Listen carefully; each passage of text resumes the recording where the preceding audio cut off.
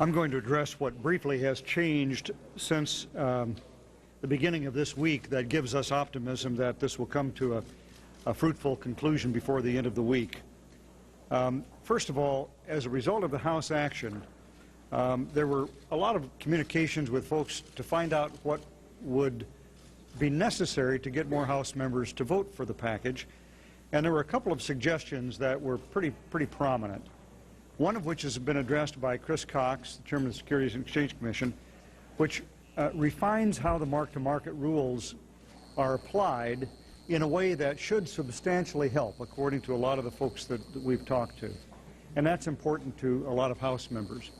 In addition to which, a lot of those folks were proposing that we needed to increase the amount of FDIC insured accounts from $100,000 accounts to get it up to $250,000.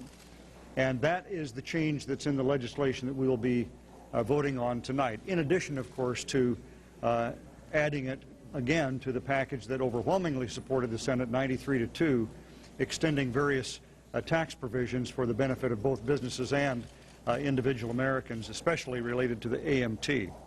And the other major thing that's happened since the beginning of the week is, I think, a growing realization by folks throughout the country that not only is this situation a lot serious than they thought, a realization that came about when they saw about 10% of their stock holdings wiped out with one day of trading on Wall Street, but also the various entities, the various organizations in our communities that we've been visiting with, like our auto dealers and home builders and realtors and bankers and chambers of commerce and all of the folks that are involved in commerce in our states who we've been visiting with now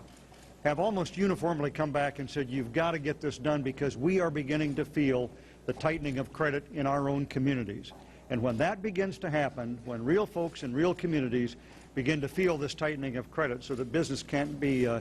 done, then you know that there is going to be a change in public opinion. And so we're confident that the events that have transpired since the beginning of the week will make it easier for this legislation to pass both the Senate and the House, and frankly begin to develop the consensus that we need in order to develop the confidence in our economy in the weeks to come.